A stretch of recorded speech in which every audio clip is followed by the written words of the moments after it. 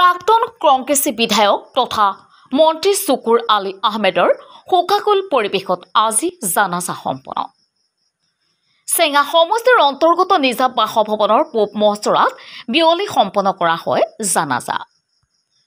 চুকুৰ আলী আহমেদে চেঙা সমষ্টিৰ পৰা 4বাৰকৈ কংগ্ৰেছ দলৰ বিধায়ক হিচাপে নিৰ্বাচিত হৈছিল।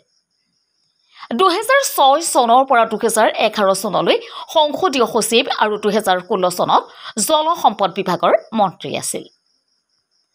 আমচুৰ পৰা অব্যাহত লৈ ৰাজনীতি পথাৰত ভৰি দিয়ে চুকুৰ আলী আহমেদে। চুকুৰ আলী আহমেদে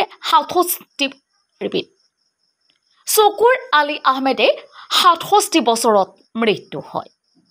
উল্লেখ্য যে দীৰ্ঘদিন ধৰি বেমাৰত আক্ৰান্ত হৈ থকা চুকুৰ আলী আহমেদৰ যোৱা নিশা গুৱাহাটীৰ এখন ব্যক্তিগত হাস্পতালত মৃত্যু হয়।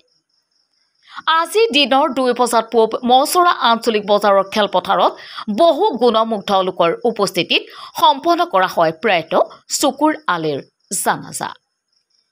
ইপিনে জানাজাত বকো সমষ্টিৰ বিধায়িকা নন্দিতা দাস, বিধায়ক আব্দুৰ ৰহিম আহমেদ, আশ্ৰাফুল হুছেইনৰ উপৰি ভালে সংখ্যক কংগ্ৰেছৰ জ্যেষ্ঠ নেতাই পূব মহচৰাত উপস্থিত হৈ জানাজাত অংশগ্ৰহণ কৰি শোক সন্তপ্ত পৰিয়ালক সমবেদনা জ্ঞাপন কৰে। নিউজ টেক্স ৰিপৰ্ট, নিউজ 80 অসম। এইটো অত্যন্ত আমাৰ কাৰণে বেদনাদায়ক খবৰ, কাৰণ তেখেত সুদীৰ্ঘ দিন চেঙা সমষ্টিৰ প্ৰতিনিধিত্ব কৰিছিলে। 4বাৰ বিধায়ক নিৰ্বাচিত হৈছিল, 2বাৰকৈ মন্ত্ৰীৰ পদ অলংকৃত কৰিছিলে।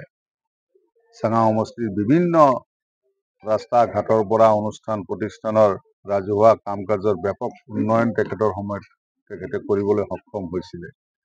আৰু এইখিনিয়েই নহয়, তেখেত আমাৰ বৰপেটা জিলা কংগ্ৰেছৰ সভাপতি আছিলে।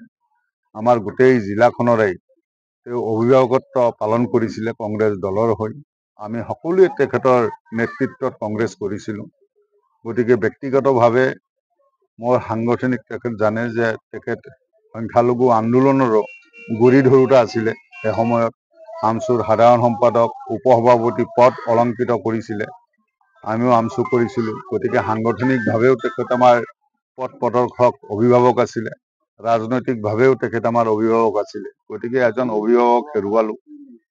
গতিকে তেখেত প্ৰদেশ কংগ্ৰেছৰো উপসভাপতি আছিলে।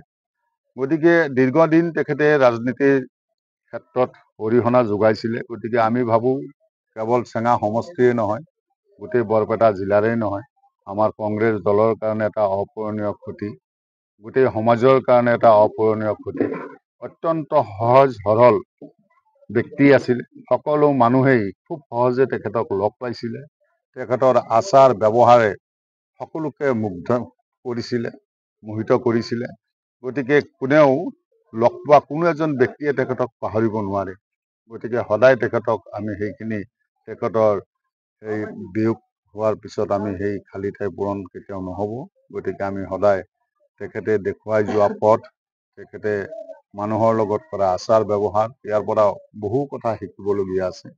গতিকে এজন অভিভাৱকে আমাক যিখিনি শিকাই থৈ গ'ল, সেই শিকোৱাখিনি যদি আমি আগত লৈ যাব পাৰোঁ, মই ভাবোঁ যে আমাৰ কাৰণে সকলোৰে কাৰণে মংগল হ'ব। হয়, যোৱা নিশা গুৱাহাটীৰ এখন ব্যক্তিগত চিকিৎসালয়ত আমাৰ সকলোৰে প্ৰিয় আমাৰ বৰপেটা জিলা কংগ্ৰেছৰ এক অভিভাৱক স্বৰূপ আমাৰ নেতা, চেঙা সমষ্টিৰ 4বাৰৰ বিধায়ক, প্ৰাক্তন মন্ত্ৰী, জিলা কংগ্ৰেছৰ প্ৰাক্তন সভাপতি চুকুৰ আলী আহমেদ ছাৰ আমাৰ মাজৰ পৰা চিৰ বিদায় ল'লে। আজি আমাৰ বৰপেটা জিলাৰ প্ৰত্যেক এজন কংগ্ৰেছ কৰ্মী খুব দুখিত, আৰু আমি এনে অনুভৱ হৈ আছে যে আমি সকলোৱে পিতৃহাৰা হৈছো।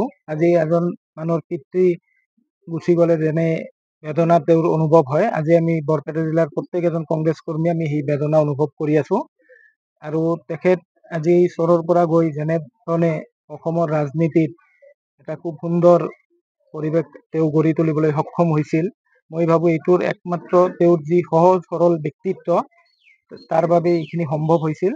আমি অনাগত দিনত তেখেতে দেখুৱাই যোৱা আদৰ্শ, তেখেতে দেখুৱাই যোৱা যি বাট, আমি সেইখিনি আমি আমাৰ মাজত জীয়াই ৰখাৰ বাবে আমি চেষ্টা কৰিম। আৰু তেখেতৰ বিয়োগ অকল বৰপেটা জিলা নহয়, সমগ্ৰ অসমৰ কংগ্ৰেছ লগতে অসমৰ যি সামাজিক জীৱন আছে তাৰ বাবে এক অপূৰণীয় ক্ষতি। সেইখিনি আমি সদায় তেখেতৰ আদৰ্শ আমি আগত লৈ চলাৰ চেষ্টা কৰিম।